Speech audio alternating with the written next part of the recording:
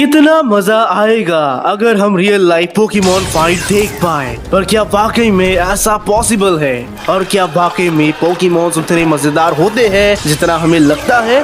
Definitely कुछ तो गड़बड़ जरूर है दया, क्योंकि पोकेमॉन्स अचानक एससीपी की दुनिया में कैसे आ गिरे और आखिर होता क्या है इस एससीपी के एपिसोड में, जानने के लिए अंत तक बने रहे। तो कहानी स्टार्ट होती है 2004 में, जहां हम रिक को देख पा रहे हैं अपने भाई एलेक्स के साथ।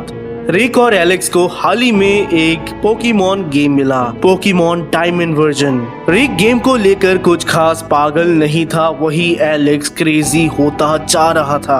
एलेक्स ने शर्ट, पजामा, ट्रिंकेट्स भी लिए अपने फेवरेट पोकेमॉन पिपलप के।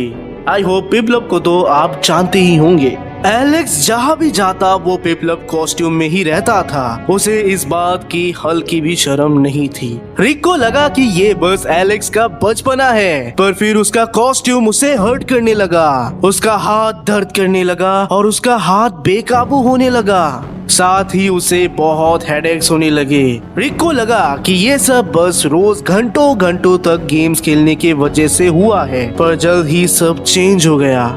एलेक्स की तबीयत दिन प्रतिदिन और बुरी होती गई, और तो और वो भर दिन रूम में ही बंद रहने लगा, किसी को अंदर आने नहीं देता। काफी बार पेरेंट्स ने एलेक्स को खींचा, पर वो उनको ही उल्टा गिरा दिया करता था। पता नहीं वो इतना स्ट्रॉन्ग कैसे हो गया। बंद कमरे के अंदर वो जोर जोर से अपने हाथ और सर को लेकर चिल्लाते रहता था, ये क्या हो गया मेरा मुंह? अचानक एक दिन वो बाहर ही नहीं आया, ना ही उसने कुछ बोला। उसे चेक करने रिक गया रूम के अंदर, तो उसने एलेक्स को कंबल के अंदर पाया। कंबल हटाते ही रिक को लाइफ का सबसे बड़ा झटका लगा जब उसने अपने भाई को अपने सामने देखा। एलेक्स एक भयानक चिड़िया बन चुका था, जो अजीब से बस हिल रहा था और उससे एक सड़ी हुई बदबू आ रही थी। एलेक्स के दोनों पैर अजीब से मुड़े हुए थे और एक पेपर पर लिखा था, My dream is nothing but a nightmare। SCP-5254 को बनाने के पीछे कौन मास्टरमाइंड है ये अभी तक पता नहीं चला, पर एक नाम है जो मैं आपको एंड में बताऊंगा। एक पोकेमॉन कंपनी है जो सालों से पोकेमॉन के कपड़े और एक्सेसरीज बनाया करता था। अचानक 2 सालों से जो भी लंबे समय से उनके कपड़े पहनता, वो आदमी उसी पोकेमॉन में ट्रांसफॉर्म हो जाता। ये इंसान से पोकेमॉन बनने वाला प्रोसेस इतना पेनफुल होता है कि कोई भी इंसान तो दर्द से ही मर जाता है, और फिर बॉडी को कब्जा लेता है वो पोकेमॉन। पोस्टमार्टम में पाया गया कि मरे हुए के बॉडी ऑर्गन्स प्लास्टिक और कॉटन में ट्रांसफर हो चुके थे। OMG। 2019 में जापान के योकोहामा शहर में एक पिकाचू आउटब्रेक फेस्टिवल को ऑर्गेनाइज किया गया, जहां बहुत लोग पिकाचू कॉस्ट्यूम में घूम रहे थे।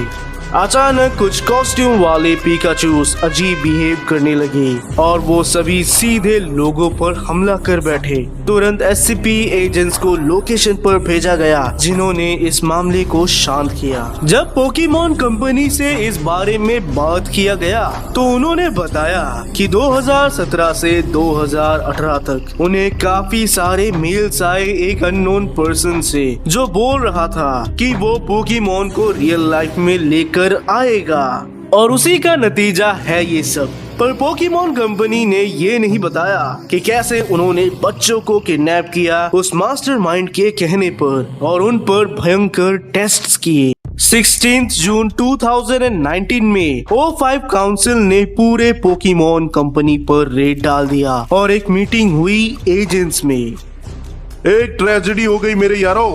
पोकेमॉन खेला है ना आप सबने? साले अब ये पोकेमॉन इंसानों को खत्म कर रहे हैं। हमें इन सब को जल्दी निपटाना होगा। जापानीज गवर्नमेंट ने हमें पूरी छूट दी है, अब बस हमें टोक्यो के पोकेमॉन कंपनी पर हमला बोलना है। नो डिसरिस्पेक्ट कैप्टन, पर मैं इसे सीरियसली नहीं ले सकता। एक पोकेमॉन रेड? सच में? प्लान क्या है? ये बात ध्यान में रखना कि लोग मर रहे हैं, और फिर तुम्हें इस सिचुएशन की गहराई का अंदाजा होगा। हम 2 टीम में बटे रहेंगे और मेन डोर और छत दोनों एंट्रेंस से हमला बोलेंगे, समझ आया? Yes, sir. कंपनी बिल्डिंग के अंदर घुसते ही उन्हें एक भीड़ दिखी। एक एजेंट बाकियों को बताता है कि सारे लोग किसी फंक्शन में बिजी है और वो मिशन जारी रखे।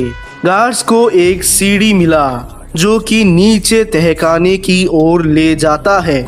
नीचे एक बड़ा सा स्टील डोर था जिसे तोड़ने से पहले 2 गैस बॉम्ब्स को फेंका गया। तभी किसी के जोरों से बढ़ने की आवाज आई जो कि और कोई नहीं बल्कि चारीजार्ड था जिसने 2 एजेंट्स को चलाकर मार डाला। Get cover, ambush.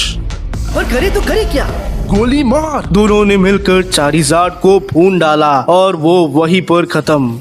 मैंने कभी नहीं सोचा था कि मैं अपने फेवरेट पोकेमॉन को मार डालूंगा। चलो अब आगे बढ़ते हैं। दोनों जैसे जैसे आगे बढ़ रहे थे उन्हें वॉल्स में पोकेमॉन के ढेर सारे पोस्टर्स दिखे। सारे एजेंट्स एक स्टील गेट पे आ रुके जिसे उन्हें तोड़ना था। आंख और कान खुले रखो, जो भी अजीब लगे डायरेक्ट शूट। सबने मिलकर गेट को तोड़ा और अंदर पिंजरे में बंद ढेर सारे पोकेमॉन्स और बच्चे थे। ये सब देख एक एजेंट उल्टी करने लगा। सर, हमें बच्चे मिल गए और इमीडिएटली मेडिकल इमरजेंसी के लिए डॉक्टर्स को भेजिए। कॉपी। पर क्या वो मास्टरमाइंड मिला? नहीं, तुरंत 2 साल के लिए पोकेमॉन कंपनी को बंद कर दिया गया और सब वापस नॉर्मल हो गया, पर वो मास्टरमाइंड नहीं मिला। एनी गेसेस कौन है वो मास्टरमाइंड? मैं आपको चलो कुछ ऑप्शंस देता हूँ। Option A team rocket, option B टोफम हैट,